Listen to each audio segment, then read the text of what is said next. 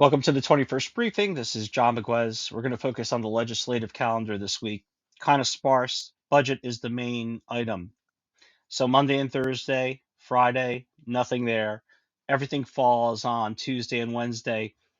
And this week marks a bit of a transition point. Agencies are going to show up in front of lawmakers this week and defend their proposals for their specific agency. Policy debates to this point we've outlined through March, property tax relief, school funding, transit deficits are moving into sort of the public phase.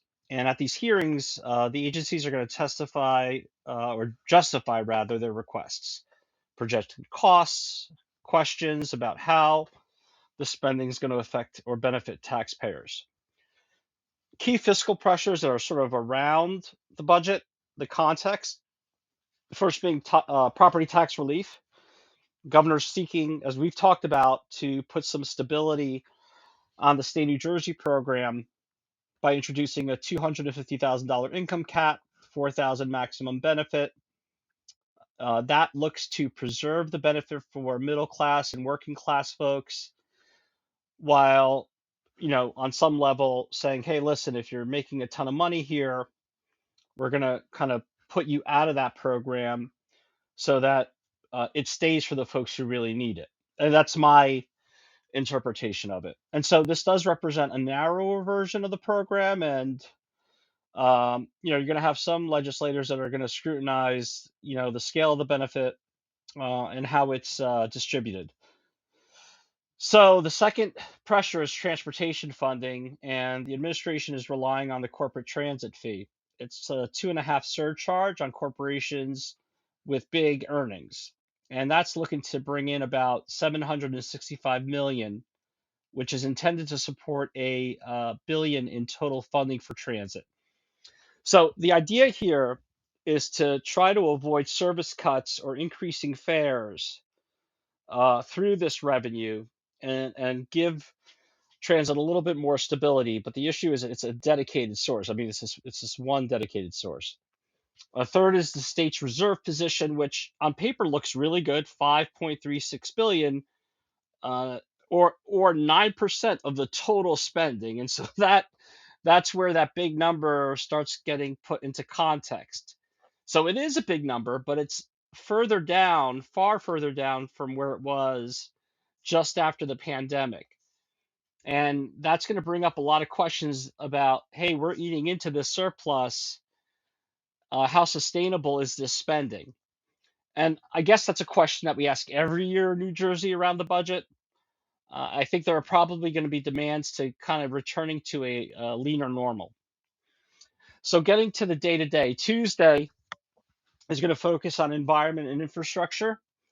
The proposed budget includes a 10% increase in funding for drinking water, clean water infrastructure.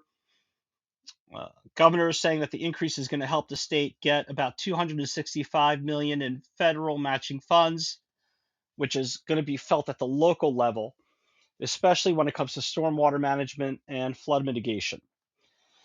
The DEP is also asking for about 4.5 million to implement New Jersey's PFAS regulations, which address contamination concerns in soil, drinking water. So, interpreting the budget, the DEP budget, you need a little bit of context because a big part of that budget comes from CBT, a corporation business tax, and that's constitutionally dedicated to environmental programs.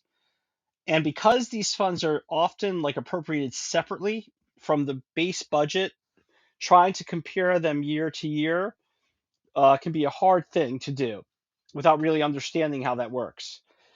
The proposal also includes about close to 13.5 million for the Innovation Authority, and that is going to support things like permitting dashboards, which the hope with those is to improve transparency, efficiency when it comes to the approval process. Whether that translates into any meaningful improvement for municipalities or developers, that's an open question. Wednesday is where we kind of get to healthcare, which we've been talking a lot about. Uh, we reported throughout, I think, March and April.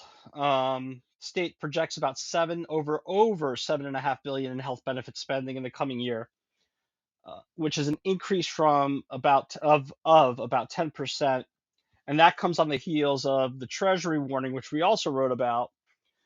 Uh, that connects to a $333 million hole in the health benefits fund. And so that deficit suggests that, as we've talked about, premiums for school districts and municipalities are looking like they're going to go through the roof. So the administration is looking to push a form of relief for local government health plans, but there's going to be guardrails on it. Any assistance that's going to come to them is going to be tied to plan design changes that the folks who are on these plans may not love. So again, there's this trade-off. You get financial relief in exchange for some difficult decisions and adjustments that might be unpopular. And that pressure is made worse or compounded by the growth in Medicaid, NJ Family Care. And so while, programs like Family Care serves as a way of reducing the burden on local and emergency services, it does add to the upfront spending that lawmakers are going to have to look at on Wednesday. So education, which has been a big thing or was a big thing last week, isn't going to show up again until May 12th, where the debate on school funding and how they're going to impact district level budgets and that premium explosion, that is a bit away, but it's in front of us. So the other thing I wanted to talk about is a great article by Jeff Tittle on the Jersey Vindicator, jerseyvindicator.org. It's called New Jersey Lawmakers Plan to Roll Back Key Flood Protections on Earth Day, April 18th, 2026.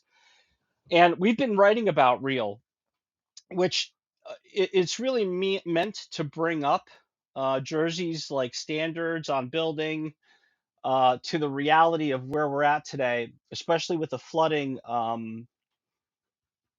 issues that we've all been facing. And this is really pertinent to places like Berkeley Heights, Scotch Plains, Plainfield, Bound Brook, Greenbrook, South Plainfield, North Plainfield, Cranford.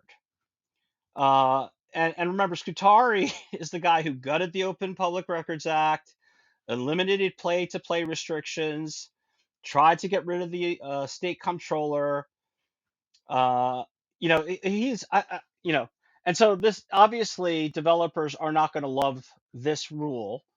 And it does a few things. It, elevates construction above outdated flood maps, incorporates future climate conditions. This is from the NJ Vindicator. We have more detailed analysis of what it does on our website, but I'm just using these as bullet points. Expands disclosure requirements and emphasizes resilience and stormwater management. And Scutari is looking to stop that. And I think he's going to need the Assembly and the Senate to do that. But, this is where the pressure comes in. If you care about flooding and the environment, it's an article that you should check out. And we always encourage folks to reach out to their legislators, especially Scutari, when he makes these kinds of decisions. All right, thanks. Have a great week. See you next week.